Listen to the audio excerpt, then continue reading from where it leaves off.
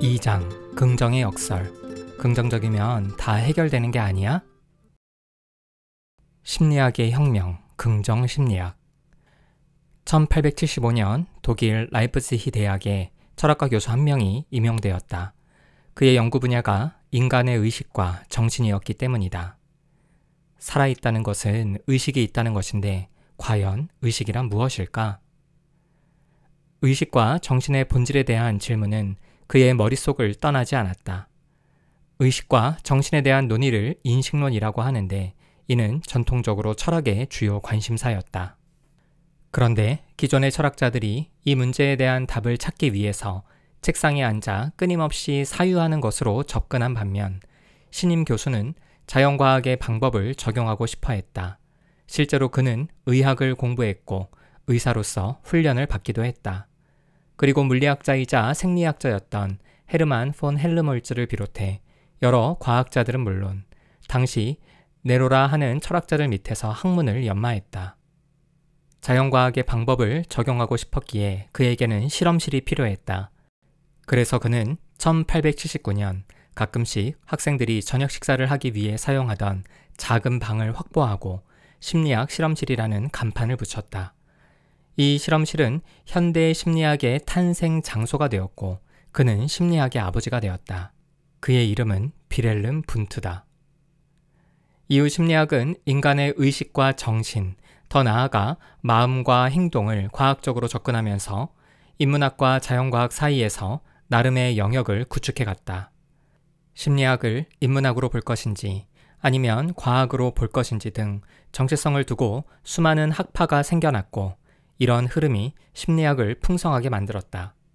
구조주의, 기능주의, 행동주의, 게슈탈트 학파, 정신분석, 인간주의 등 심리학 안에는 다양한 주장과 이론이 있다. 이 중에 마지막으로 등장한 학파가 인간주의다. 1960년 당시 정신병리 치료를 목적으로 하는 정신분석과 동물 연구를 주로 하는 행동주의라는 주류에 반대하여 심리학은 마음이 건강한 인간을 연구해야 한다고 주장했다. 이후로 심리학계는 새로운 학파나 흐름이 나오지 않았다. 기존 학파가 심리학 안에서 확고히 자리를 잡았기 때문이고 또 한편으로는 새로운 학파가 나오기 위한 두 가지 조건을 충족하기 어려웠기 때문이다. 그 조건이란 기존에 없던 새로운 주장이어야 한다는 것과 그 주장이 많은 사람들의 지지를 받아야 한다는 것이다. 심리학계의 덩치가 커질수록 오히려 이 두 조건을 충족시키는 것이 점점 더 어려워졌다. 간혹 새로운 주장이 나오기는 했지만 획기적이지 않아서 사람들의 주목을 끌지 못했거나 너무 획기적이어서 사람들로부터 외면을 받았다. 그렇게 대략 반세기가 지났을 때 드디어 새로운 흐름이 나왔다. 긍정심리학이다. 긍정심리학은 지난 100년 동안 심리학의 연구가 인간과 세상의 부정적인 측면에만 초점을 맞추었다고 말한다. 일례로 사회심리학의 대표 연구 주제는 편견, 차별, 복종, 인지적 오류 등이었고 심리치료 분야에서는 우울, 불안을 비롯해 각종 사건과 사고를 통해 심리적 외상을 겪은 사람들이 받는 고통, 즉 외상 후 스트레스 장애였다. 부정적인 측면을 연구해서 그 결과를 토대로 부정적인 면을 줄이고 없애려 했던 것이다. 그런데도 100년 동안 심리학은 뜻하는 바를 이루지 못했다. 이에 대해 긍정심리학 편에 선 심리학자들은 부정적인 면을 아무리 연구하고 없애려고 해도 그렇게 할 수 없다는 것을 인정하자고 말한다. 오히려 이와 반대의 접근, 즉 부정적인 측면이 아니라 긍정적인 측면을 연구하여 더 발전시키는 방법이 보다 나은 삶과 세상을 만들어줄 것이라면서 말이다. 2000년 1월 미국 심리학회에서 발간하는 잡지 미국의 심리학자 특별판에 긍정심리학을 주제로 한 특별 원고가 실렸다. 이 원고에는 부정의 지향이 아닌 긍정의 지향이 필요하다는 긍정심리학자들의 주장이 실렸고 곧 전 세계 심리학자들의 공감과 동의를 끌어냈다. 그리고 많은 심리학자들이 긍정을 주제로 연구하기 시작했다. 긍정심리학은 심리학의 학파일까 아니면 하위 분야일까? 긍정심리학은 일부의 사람들만 추종하는 학파도 아니고 대학원에서 선택할 수 있는 심리학의 하위 분야 세부 전공도 아니다. 그동안 심리학자들이 외면하고 살았던 인간과 세상의 다른 측면에 귀를 기울이자는 하나의 운동이자 흐름이다. 그 취지에 동의하는 사회심리학자들은 행복을 연구하기 시작했고 상담 심리학자들은 내담자의 단점보다는 장점에 집중하기 시작했다. 이뿐 아니다. 심리학의 어느 분야에서든지 기존에는 연구하려고 생각하지도 않았던 긍정과 관련된 주제를 연구하기 시작했다. 대표적으로는 감사와 용서, 경외심, 영감, 희망, 호기심, 웃음, 낙관주의, 행복 등이 그것이다. 그리고 심리적 외상을 겪은 후 고통스럽게 사는 것이 아니라 오히려 그 경험을 통해서 삶의 의미를 발견하여 이전보다 더 행복하게 사는 사람들을 주목하면서 외상 후 스트레스 장애와 대비되는 외상 후 성장을 연구하기 시작했다. 바야흐로 긍정 심리학의 시대가 열린 것이다.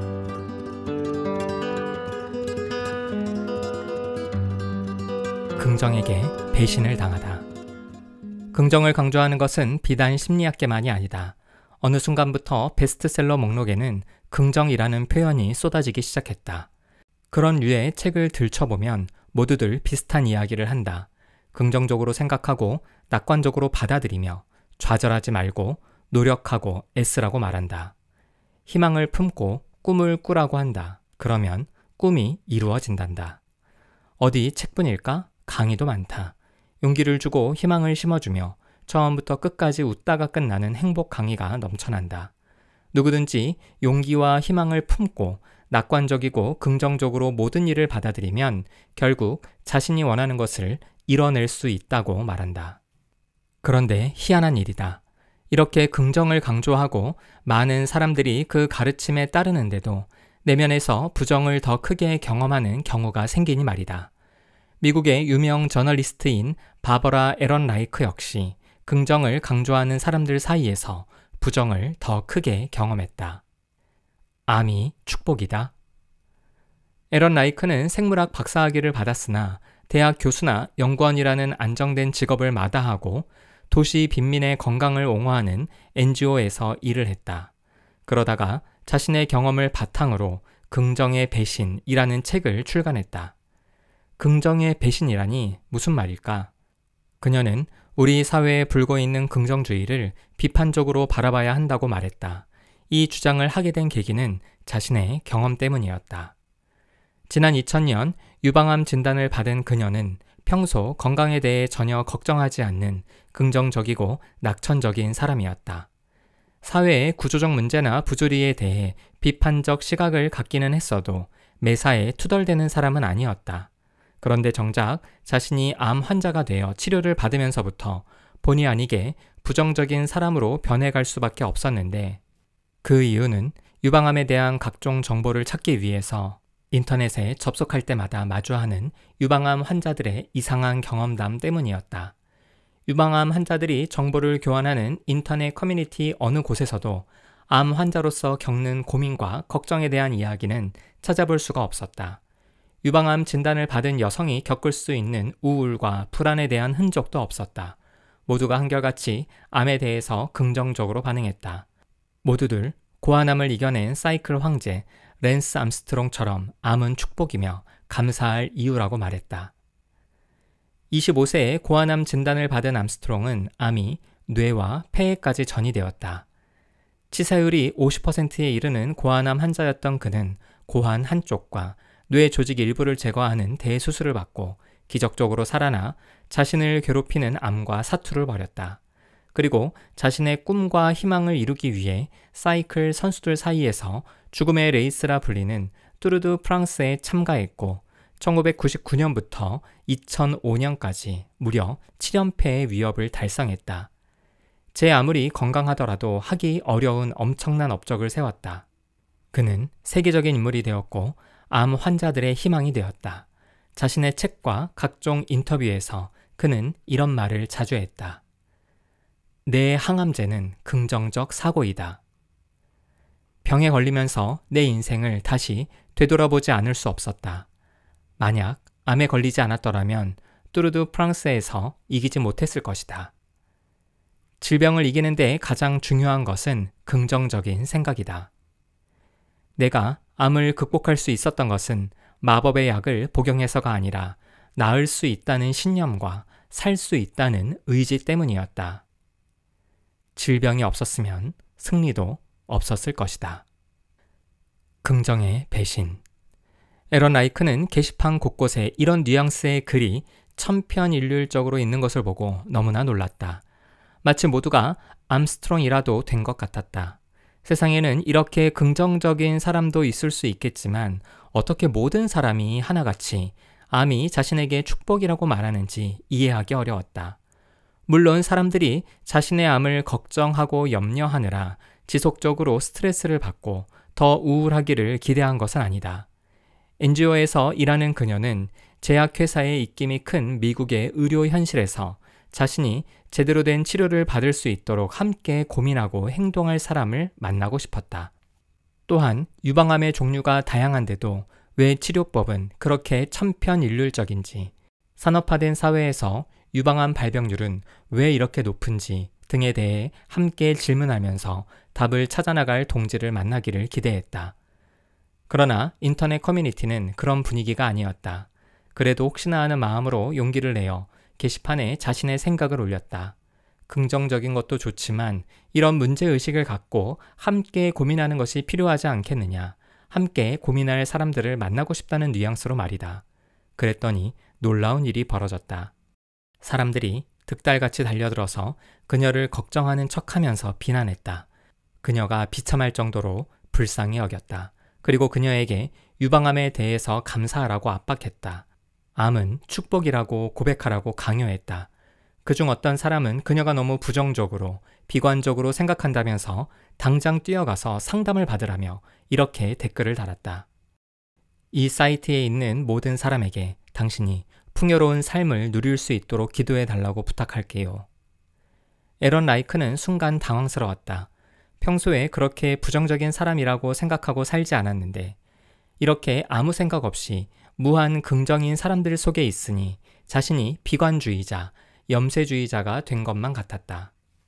모두가 암이 축복이라고 외치는 상황에서 암이 고통이라고 생각하는 그녀는 이상한 사람이 되었다.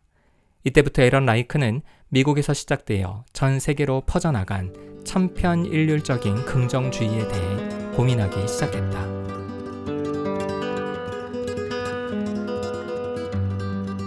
긍정을 강조하면 부정도 강조된다. 사람들이 긍정을 말하는데 오히려 부정이 부각되는 역설이 발생하는 이유는 무엇일까? 두 가지 이유가 있다. 우선 첫째 이유는 대조효과이다. 대조효과란 어떤 특성이 다른 것과 비교될 때 더욱 뚜렷해지는 현상을 말한다. 예를 들어 100만 원을 가지고 있는 사람은 10만 원을 가지고 있는 사람과 함께 있을 때 자신의 100만 원을 크게 느낀다. 주변 사람들로부터 부러움과 시샘의 눈초리를 받을 것이다. 다른 사람들보다 무려 10배나 돈이 많으니까. 그런데 1000만 원을 가지고 있는 사람들과 함께 있을 때는 어떨까? 이번에는 주변 사람들과 비교했을 때 10분의 1밖에 없기 때문에 자신의 100만 원을 초라하게 느낀다. 같은 100만 원인데도 누구와 비교하느냐에 따라서 전혀 다르게 인식된다. 대조효과. 성적도 마찬가지다. 친한 친구들이 모두 전교 10등 이내에 들 정도라면 전교 20등인 학생은 스스로 공부를 못한다고 생각할 것이다. 가족이나 친인척 사이에서도 이와 비슷한 경우를 쉽게 찾아볼 수 있다. 부모나 삼촌들이 소위 명문대학 출신이라면 서울의 중위권 대학에 진학한 조카는 못난이 취급을 받기도 한다. 반대도 가능하다. 친하게 지내는 친구들이 반에서 중간 이하의 등수라면 반에서 1등인 학생은 그 친구들 사이에서 천재로 불린다. 부모나 삼촌들이 대학을 나오지 못했다면 조카는 가문에서 가장 성공한 인물로 대우받을 것이다. 돈이나 성적처럼 눈에 보이는 것에만 대조 효과가 나타나는 것은 아니다. 우리의 감각 과정에서도 발견된다. 뜨거운 물과 차가운 물, 그리고 미지근한 물을 대야에 준비한 다음 사람들에게 오른손은 뜨거운 물에 왼손은 차가운 물에 동시에 넣게 한다. 대략 10초 후에 두 손을 꺼내서 미지근한 물에 넣게 한다. 두 손은 온도를 어떻게 느낄까? 뜨거운 물에 있던 오른손은 미지근한 물을 차갑다고 느끼고 차가운 물에 있던 왼손은 미지근한 물을 뜨겁다고 느낀다. 당연히 미지근한 물의 온도는 같지만 이전의 경험에 따라서 양손은 다른 온도를 느끼는 것이다. 심리적 속성 역시 대조 효과가 발생한다. 일상생활에서 크게 지장이 없을 정도로 경미한 우울을 겪고 있는 사람은 평소에 자신과 비슷한 수준의 우울을 느끼는 친구들과 함께 있을 때는 자신의 우울을 자연스럽게 받아들인다. 그러나 유쾌한 사람들과 함께 있을 때는 어떨까? 자신의 우울을 더 크게 지각한다. 남들은 전혀 우울해 보이지 않기에 자신의 우울이 더 부각되는 것이다. 반대도 가능하다. 자신보다 심각한 우울을 겪고 있는 사람들과 함께 있을 때는 자신의 우울을 비교적 가볍게 느낀다. 긍정과 부정도 마찬가지다. 에런 라이크는 자신이 유방암 진단을 받기 전까지는 누군가 자신에게 긍정적이냐 부정적이냐고 묻는다면 쉽게 대답하지 못했을 것이라고 했다. 사실 에런 라이크처럼 세상의 부조리를 파악하고 그것을 널리 알림으로써 변화와 발전을 추구하는 사람들은 두 가지 속성을 모두 갖고 있다. 세상을 있는 그대로 보기보다는 비판적 시각으로 본다는 점에서는 부정적이지만 변화와 발전 가능성을 염두에 둔다는 점에서는 긍정적이다. 하지만 지나치게 긍정적인 사람들 속에서 에런 라이크는 자신을 아주 부정적인 사람인 것처럼 느꼈다. 대조 효과는 비교의 산물이다. 어떤 이들은 비교하는 행위를 극도로 싫어하고 거부하려 하지만 사실은 사람은 비교를 통해서만 세상을 이해할 수 있다. 무엇을 배우는 것은 이전의 지식과 비교하는 행위를 수반한다. 감각 역시 그렇다. 기존의 감각 경험과 비교하여 차이가 날 때 알아차리게 된다. 내가 어떤 사람인지 알기 위해서도 다른 사람들과 비교하며 우리나라가 어떤 수준인지 알기 위해서도 다른 나라와 비교한다. 이런 면에서 비교는 불가피한 정신활동이다. 물론 비교가 차별과 편견으로 이어진다는 점에서 비교를 거부하는 사람들도 있다. 그런데 엄밀히 말해 차별과 편견이 문제지 비교 자체는 거부할 수 없는 자연스러운 정신활동이다. 인간은 비교를 하지 않고는 경험하고 인식하고 기억하고 판단하는 것이 불가능하다. 그래서 대조 효과도 자연스럽게 나타난다. 상호작용 효과. 사람들이 긍정을 말할 때 부정이 부각되는 두 번째 이유는 관계 속에서 서로 영향을 주고받는 상호작용 때문이다. 100만 원을 가지고 있는 사람이 10만 원을 가지고 있는 사람들 속에서 가만히 있는 것이 아니라 서로가 얼마를 가지고 있는지 직접 물으면 어떨까? 10만 원을 가진 사람들의 부러운 눈초리를 통해 자신의 100만 원을 더 크게 느낄 것이다. 이번에는 1000만 원을 가진 사람들과 함께 있다고 가정하고 서로가 얼마를 가지고 있는지 확인하는데 이런 이야기를 들었다고 해보자. 100만 원밖에 없다고? 더 열심히 노력하라고. 그래야 조금이라도 더 가질 수 있을 테니까.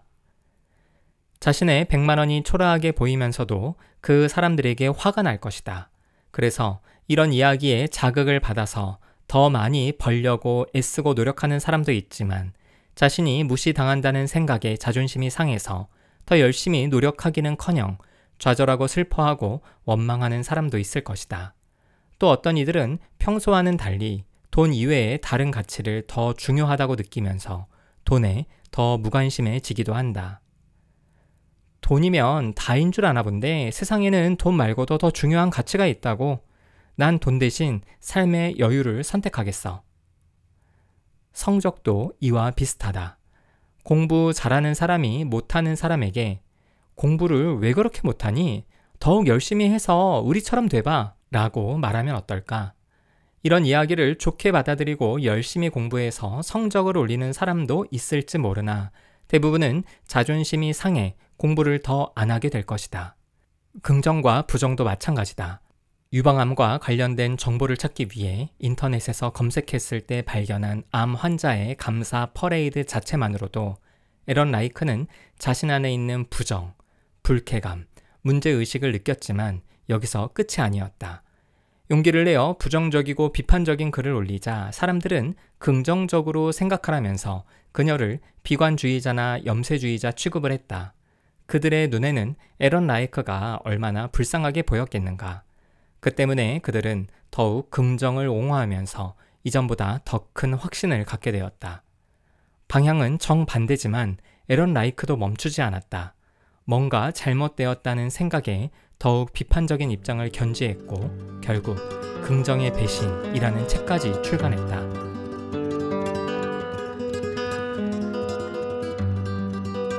의견 차이가 점점 더 커지는 이유. 긍정적인 사람들 속에 있기만 해도 대조 효과를 통해 부정은 더욱 크게 지각된다. 그런데 에런 라이크의 경우처럼 서로가 영향을 줄 수 있는, 즉 상호작용하는 상황이라면 긍정과 부정의 차이는 더욱 극명해진다.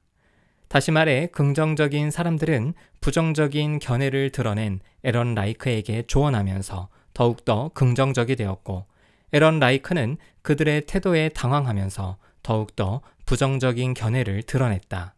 이처럼 반대되는 두 의견이 상호작용 속으로 들어갈 때 더욱 차이가 벌어지는 이유는 무엇일까? 우선 반발심으로 설명할 수 있다. 하라면 하기 싫고 하지 말라고 하면 하고 싶은 법이다. 우리가 익히 잘 아는 청개구리 심보다. 청개구리 심보. 평소 어머니 말씀과 늘 반대로 행동하던 아들 청개구리. 아들 때문에 속을 썩는 어머니는 결국 알아누웠고 자신이 죽으면 산에 묻지 말고 강가에 묻으라고 했다. 어머니는 아들이 늘 반대로 했기에 그렇게 말한 것인데 아들 청개구리는 어머니의 죽음을 슬퍼하며 마지막 유언이라도 제대로 들어드리자고 생각해 진짜 강가에 묻었다. 그래서 비가 올 때마다 어머니 무덤이 떠내려 갈까봐 개굴개굴 운다는 이야기다. 부모가 아이들에게 이 이야기를 들려주는 이유는 실제로 아이들이 청개구리처럼 행동하기 때문이다. 이제 겨우 기어다니는 유아도 부모 대신 스스로 무언가를 하려고 한다. 말을 못할 때는 행동으로 떼를 쓰고 말을 배우면 싫어, 내가 할 거야, 안 해 라고 표현한다. 청소년 때도 그렇다. 오랜만에 공부하려고 책상에 앉았다가도 부모님이 공부해라 고 소리치면 거의 자동적으로 책상을 박차고 일어선다. 반발심이 일어나는 이유는 자율성과 독립성의 욕구 때문이다. 스스로 선택하려는 마음, 누구에게도 통제받지 않고 스스로 통제하려는 마음은 인간 본연의 욕구다. 이 때문에 누가 앉아 라고 말하면 서고 싶고 일어서 라고 말하면 앉고 싶다. 심지어 상대가 공부 잘해라, 돈 많이 벌어라, 행복해졌으면 좋겠다, 긍정적으로 생각해라 등 좋은 의도를 전달하더라도 반발심이 작동하면 이 모든 것이 싫어진다. 성인이라고 다를까? 그렇지 않다. 단지 아이들은 자신의 마음을 숨기는 방법을 알지 못하기 때문에 그대로 드러나고 어른은 자신의 마음을 숨길 뿐이다. 심리적으로는 여전히 반발한다. 반발심은 나이와 상관없는 인간의 중요한 심리적 속성이다. 영국의 극작가 윌리엄 셰익스피어의 희곡 로미오와 줄리엣 역시 반발심의 위력을 잘 보여주고 있다. 만약 로미오와 줄리엣이 사랑에 빠졌을 때 양가에서 반대하지 않았다면 그들의 사랑이 죽음과 맞바꿀 정도로 그렇게 강렬하고 뜨거웠을까?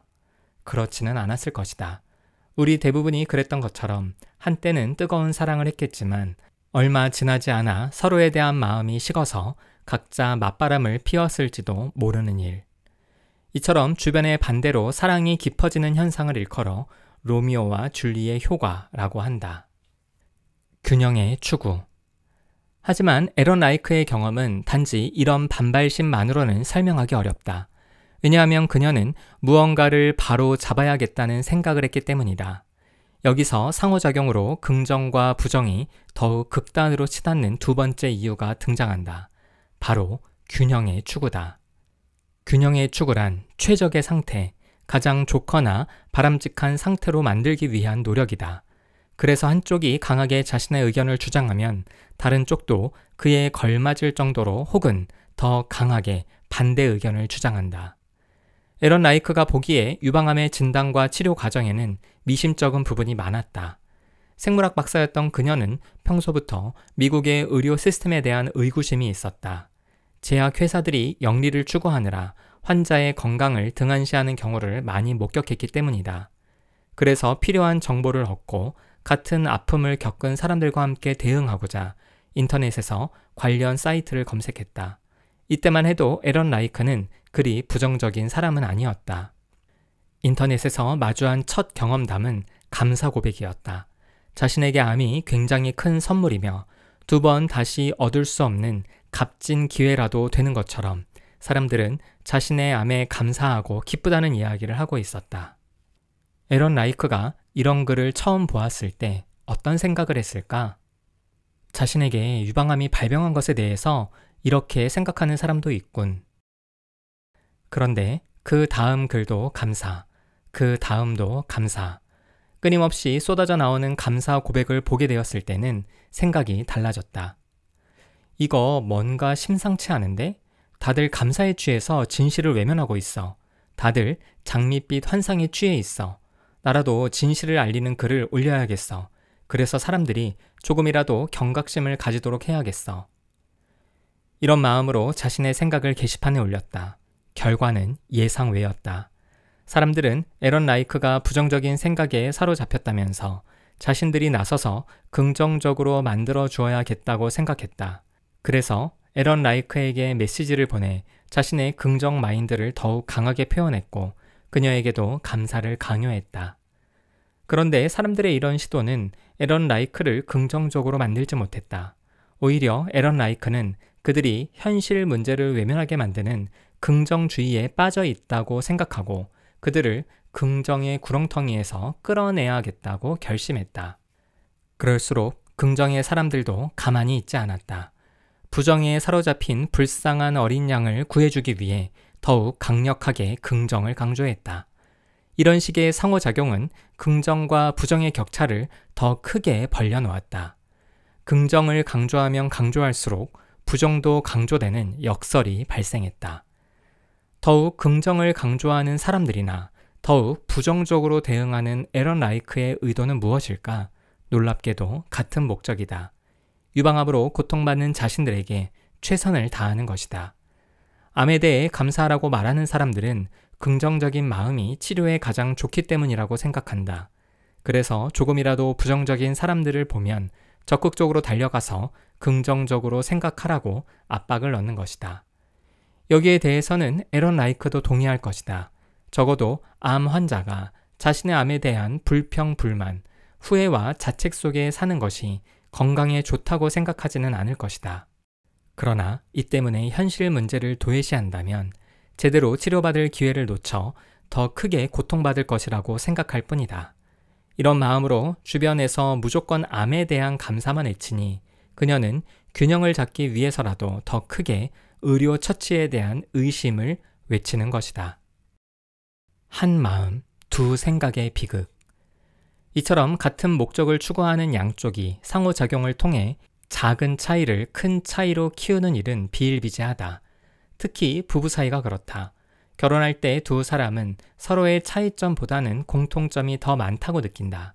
하지만 함께 살다 보면 작은 차이는 아주 큰 차이로 벌어진다. 두 사람이 모두 돈을 아끼는 경향이 있다고 하자. 그렇더라도 둘 중 한 사람이 조금 더 아끼고 한 사람은 덜 아낄 것이다. 아내는 알뜰하게 살림을 하려고 애를 쓴다. 그래서 남편이 외식을 하자고 제안하면 거절한다. 남편도 잦은 외식은 반대하지만 아주 가끔은 외식을 하고 싶다. 그래서 남편이 아내에게 아끼는 것도 좋지만 쓸 때는 쓰자고 말하면서 자기는 외식을 일주일에 한 번은 꼭 해야겠다고 고집한다. 남편은 이렇게 강하게 말해야 한 달에 한 번이라도 외식을 할 수 있다고 판단했기 때문이다. 어쨌든 남편의 뜻에 따라 외식을 하게 된 아내는 평소보다 많은 돈을 지출했다는 생각에 불안해진다. 게다가 일주일에 한 번씩 외식을 하자는 남편의 제안이 현실화된다면 머지않아 길거리에 나앉을지도 모른다는 불길한 생각이 든다. 비상 상황이다. 쓸 때 쓰는 것이 아니라 과소비를 한다는 느낌을 받기 때문이다. 이제 남편의 의견에 적극적으로 반대하면서 절대로 외식은 안 된다고 말한다. 아내는 이렇게 강하게 말해야 한 달에 한 번으로라도 타협할 수 있을 것 같기 때문이다.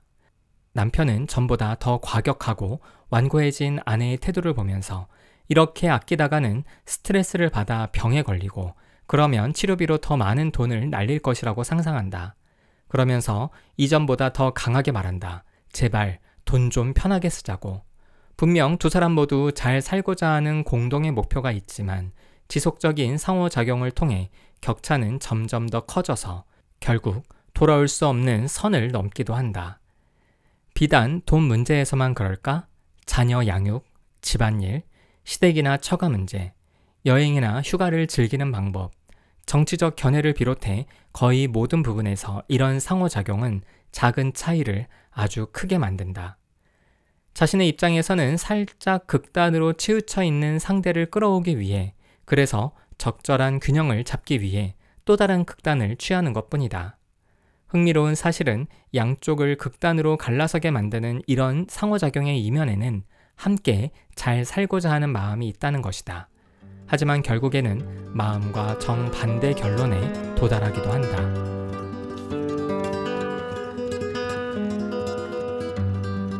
긍정주의의 늪에서 빠져나와야 한다. 심리학계에서 반세기 만에 등장한 새로운 흐름인 긍정심리학. 그런데 정말로 긍정심리학에서 말하는 긍정이 부정을 부각시킬까? 결론부터 말하자면 그렇지 않다. 에런 라이크가 암 환자 인터넷 커뮤니티에서 목격한 것은 긍정심리학이 아닌 긍정주의다.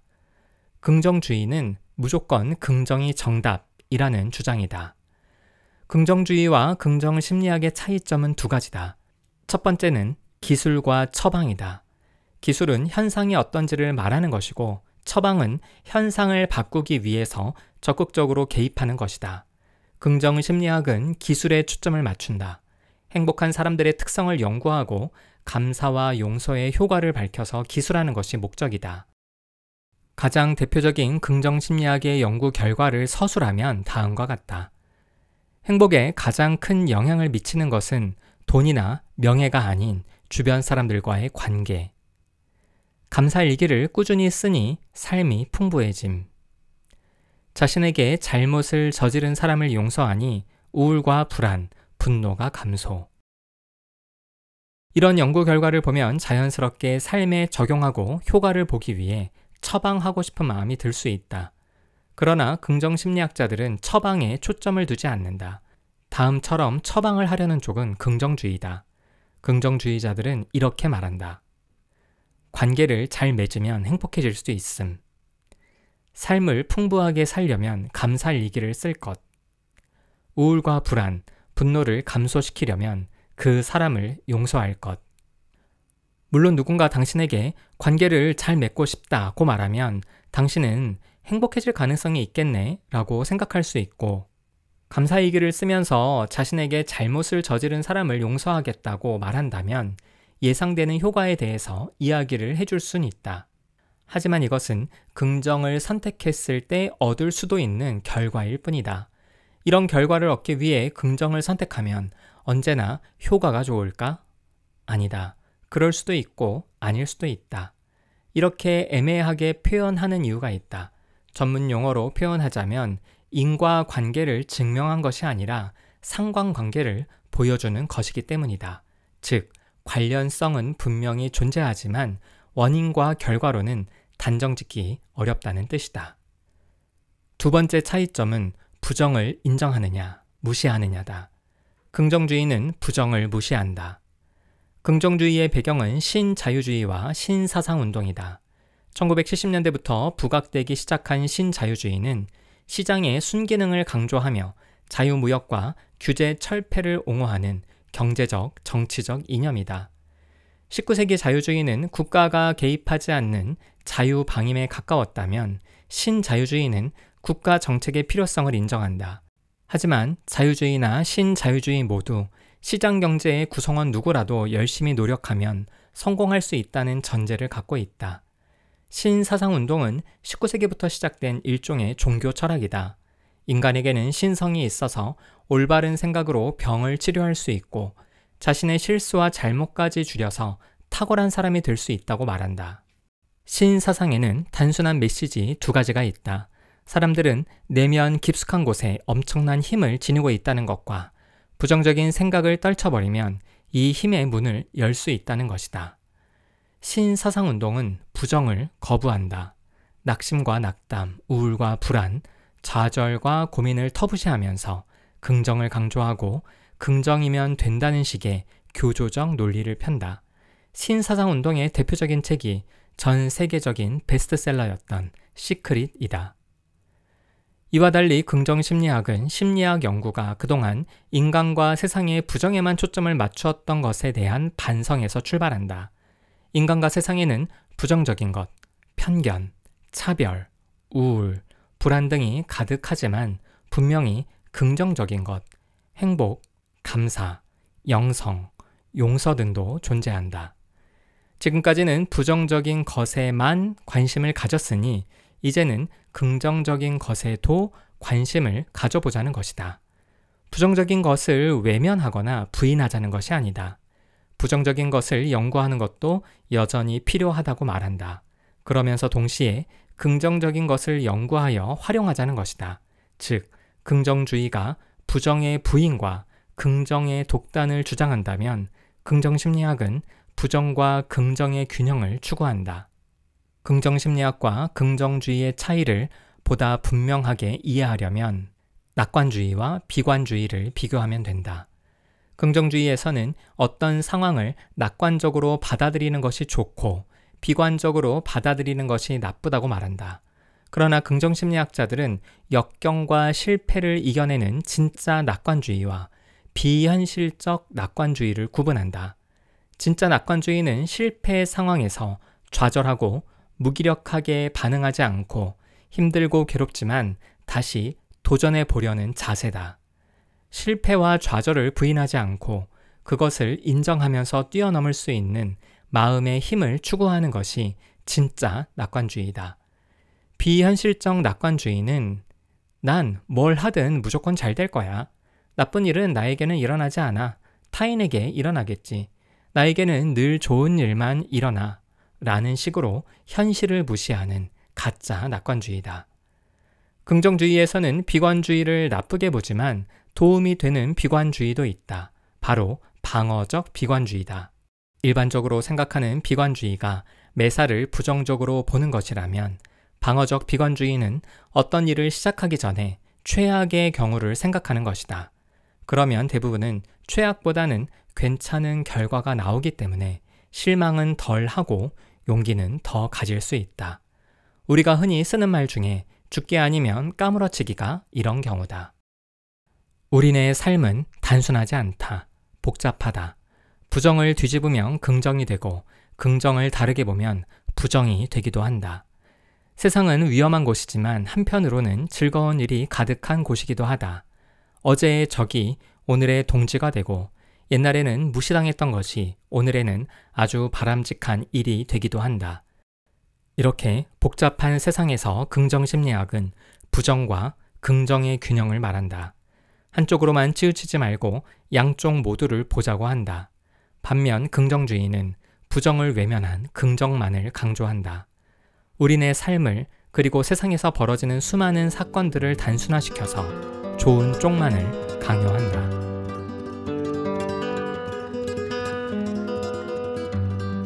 효과가 배가 되는 긍정 사용법. 사랑하는 사람을 먼저 떠나보내서 중요한 시험에 떨어져서 큰 사고로 몸이나 마음에 난 상처를 안고 평생을 살게 되어서 경제적으로 큰 어려움에 처해서 그리고 에런 라이크처럼 암 진단을 받아 혼란스럽고 슬프고 우울하며 좌절하는 사람에게 어떻게 긍정을 전할까? 인터넷 커뮤니티 회원들처럼 득달같이 달려들어서 감사해라, 긍정적으로 생각해라, 너에게 닥친 일이 최고의 축복인 줄 알아야 한다고 소리를 질러서는 안 될 일이다. 상대가 긍정적으로 바뀌기는커녕 부정적 생각에 사로잡히게 된다. 그리고 긍정을 강조할수록 상대는 점점 더 극단의 부정으로 치닫게 된다. 상대에게 긍정을 전해주려면 우선 공감이 필요하다. 상대의 부정적 감정을 섣불리 바꾸려 하지 말고 있는 그대로 충분히 공감해 줄 필요가 있다. 상대의 감정을 바꾸려는 것은 그 감정이 틀렸다는 것을 전제하는 것이고 공감은 상대의 감정을 그럴 수 있다면서 있는 그대로 인정해 주는 것이다. 내가 너였더라도 너처럼 느꼈을 거야. 이런 공감은 상대방에게 큰 힘이 된다. 자신의 감정이 틀리지 않았음을 인정받고 자신의 감정을 인정해주고 이해해주는 누군가가 있으면 마음이 열린다. 공감하기를 주저하는 사람도 있다. 이런 경우 공감과 동의를 혼동하는 것은 아닌지 살펴보아야 한다. 공감은 상대의 감정을 인정하는 것이다. 반면 동의는 상대의 행동에 찬성하는 것이다. 공감과 동의는 다르다. 즉, 상대의 감정을 인정한다고 해서 상대가 감정대로 행동하는 것까지 찬성한다는 뜻은 아니다. 내 삶은 너무 힘들어서 도저히 견딜 수 없어. 그래서 난 죽고 싶어. 라고 말하는 사람이 있을 때 공감과 동의를 혼동하는 사람은 너 힘들면 안 돼. 그런 일 가지고 힘들다고 죽으려고 해? 라고 말한다. 오히려 이런 식의 반응은 상대를 더욱 외롭게 만든다. 날 이해 못한다고 생각해서 마음을 닫고 더 이상 이야기하지 않으려고 한다. 물론 죽고 싶은 마음을 이해한다고 했다가 상대가 진짜로 죽을까봐 걱정될 수 있다. 이럴 때는 공감과 동의를 분명히 구분해서 이렇게 말하자. 네가 죽고 싶은 마음 이해해. 얼마나 고통스럽겠니? 내 마음은 이해하지만 네가 죽는 것에는 동의 못해. 널 이렇게 보낼 수는 없어. 이렇게 상대의 감정에 공감하지만 상대의 결정에 동의하지 않을 수 있다. 이 둘을 구분하면 우리는 힘들어하는 주변 사람들에게 보다 쉽게 공감할 수 있다. 상대방의 고통에 공감한다고 해서 상대방이 그 고통에 계속 머무를 거라거나 끔찍한 행동을 할 것이라고 걱정하지 않아도 된다. 심리학의 많은 연구 결과는 공감이 상대방을 보호하고 안전하게 지켜준다고 말한다. 먼저 공감하면 상대가 자신의 고통에서 벗어나고 싶다고 말할 때가 있다. 바로 이때 자신이 가지고 있는 긍정, 즉 행복, 낙관주의, 감사, 용서 등에 대해 전해주면 된다. 긍정심리학을 연구하는 사람들은 긍정이 좋은 결과를 발휘하려면 자발적이고 지속적이어야 한다고 말한다. 누가 강요해서 되는 것이 아니다.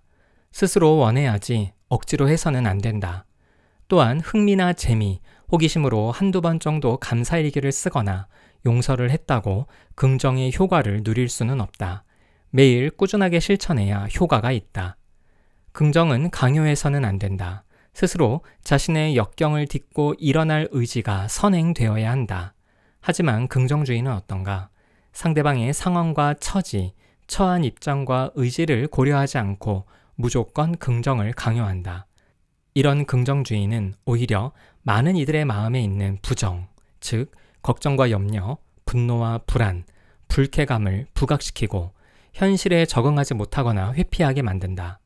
그래서 자신이 담담히 겪어야 하는 현실과 부정적인 상황을 받아들일 수 없어서 오히려 더 큰 문제를 일으키게 된다. 에런 라이크의 책 긍정의 배신의 부제는 긍정적 사고는 어떻게 우리의 발등을 찍는가이다. 긍정적 사고가 발등을 찍는다는 표현이 재밌다. 그런데 실제로 이런 일이 있었다. 앞서 언급한 랜스 암스트롱의 이야기다. 자신의 암에 대해 그렇게나 열심히 긍정적인 말을 쏟아낸 그가 2012년 도핑 의혹에 휩싸였다. 그동안 교묘한 방법으로 도핑 테스트를 무력화했다는 폭로가 이어졌다. 도핑 테스트에 걸리지 않을 약물을 사용했다는 것이다. 암스트롱을 긍정의 화신으로 믿었던 사람들은 모든 것이 암스트롱을 시기하는 사람들의 음모라고 믿고 싶었다.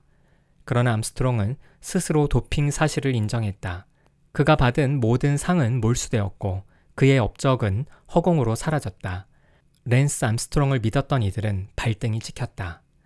이것이 부정을 무시하고 긍정만 강조하는, 그래서 긍정을 강조할수록 부정이 부각되는 긍정주의의 현 주소다. 우리에게는 막가파식 긍정주의가 아니라 역경과 좌절을 딛고 일어서게 하는 긍정심리학의 정신이 필요하다. 그래야 발등을 잘 보존할 수 있다.